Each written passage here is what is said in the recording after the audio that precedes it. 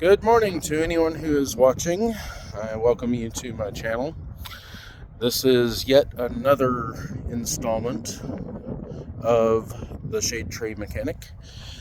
I spoke with you guys on video number 1 and video number 2 a little bit about the reasons why you should not leave your mower sitting out in the weather exposed.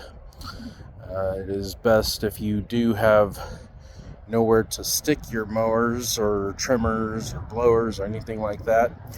If you don't have a covered location, the best idea is to put the motor portion of your mower in a plastic bag or find some sort of weatherproof covering like a tarp or something of that nature.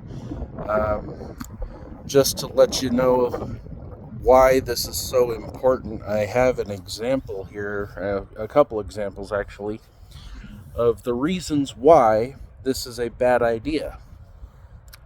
Now, I have a junk pile, like a lot of people who do this for a living, or even as just a side hustle. So I'm going to turn the video around so you guys can see what I'm talking about here. This is an older model motor, and it does have a cast iron flywheel.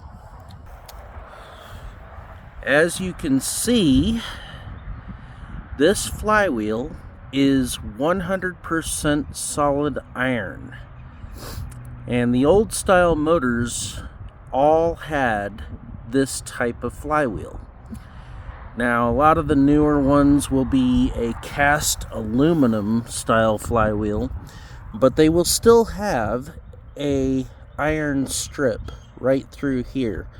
And again, the reason for that is that aluminum is not magnetic, and therefore you need to have the magnet strips in there. You need to have the iron to create the magnetic field to produce the spark that you need for the mower to turn over. So on these little 4-stroke engines, you really still have to make sure that you're treating them well so that they will treat you well when you're ready to go out and do your yard. Now again, this is just a portion of my junk pile over here. Some of these things I will refurbish, and I'll sand them down, get the rust off of them, and either make mowers out of them that work for people and sell them, or I will make rolling chassis decks for these to sell those. But I've got another example of the reason why this is such a bad idea. A lot of people think that I exaggerate a little bit on the importance of this, but as you can see, this here is a cast aluminum flywheel, and here are the iron strips that I'm talking about. That's part of the magnet system right there. And here's the other portion of it. Now, I had a screwdriver on me. I could show you that there's only one side of these is magnetized, but this is the reason why it's so important. Now, this is part of my junk pile. This is not any mower that I expected to be able to save the motor on. There are some good parts on it still, however, so I will be parting this out for my own purposes. So anyways, this little amount of rust here that you see, that is just enough to possibly prevent this mower from firing if it was a good motor. That is all it takes. So a lot of people don't think that a little bit of rust on your mower is a bad idea, a bad thing. That it's normal because it's an outdoor piece of equipment, it's going to rust. And to some extent, that may be true. However, if you know that the mower has gotten wet, if you know it's rained the night before, the way to prevent these things from happening is to pull the cover off and check it. Make sure it's nice and dry. If it's not dry, blow it off.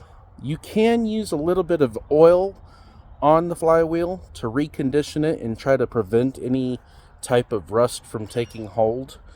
If you do that, you just wipe it off. It's not going to interfere with your starting of the motor at all, because oil is not going to interfere with the magnetism that's going on.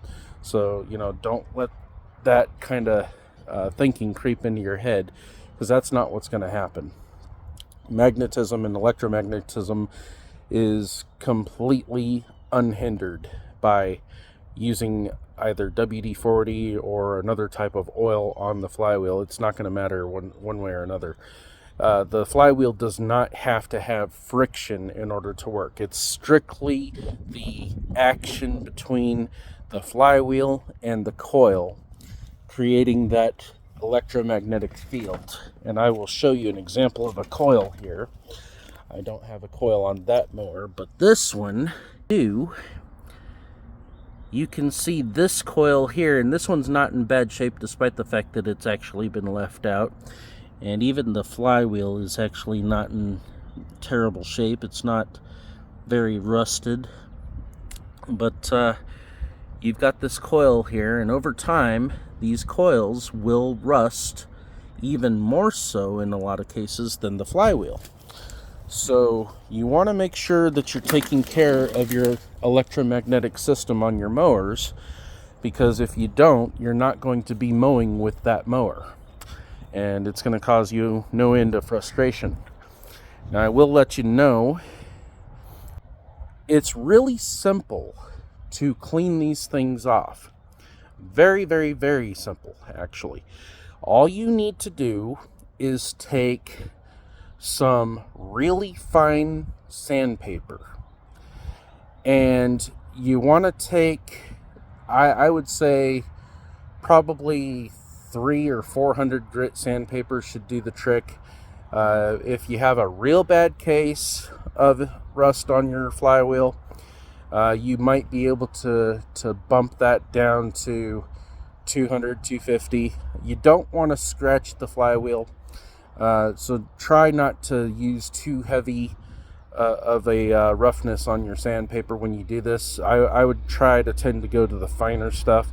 But you can take a drill motor, match up the center nut, which is this.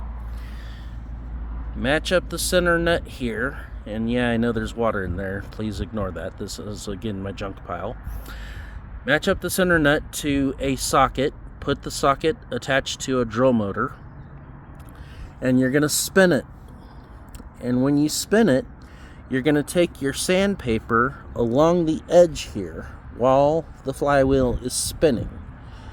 And that will remove most of, if not all, of your rust on your flywheel. And while you've got the cover off and you're doing this to the flywheel, go ahead and inspect the coil to make sure that it's good to go. And you'll know if it's good to go by how it looks. Now, you also want to check the contacts on the coil. There are 2 screws that mount the coil to the frame of the motor, and those can also cause an interruption in the electromagnetic properties of the coil to the flywheel. So that can also prevent you from having your motor start. So if you're having trouble starting your motor and getting it going so that you can mow your lawn, check the flywheel, check the coil, make sure that those are good to go. Because in order for a mower to work, it requires just a few simple ingredients: oxygen, fuel, and the electric spark. And once the electric spark happens, I mean, yeah, it'll keep the mower going, but the other ingredient is heat. You need heat in order to continue having that fire. And part of the heat is that electric spark from that coil. So again, this is just an example. Now, I know that these mowers have been sitting out for a little while. I did say on the previous videos that it only takes once for you to have your mower sitting out in the rain for this to occur and become a problem. And that is absolutely true.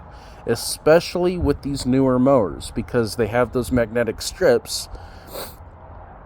There's not a lot of surface there, so there's really not much time that's required for rust to start taking hold.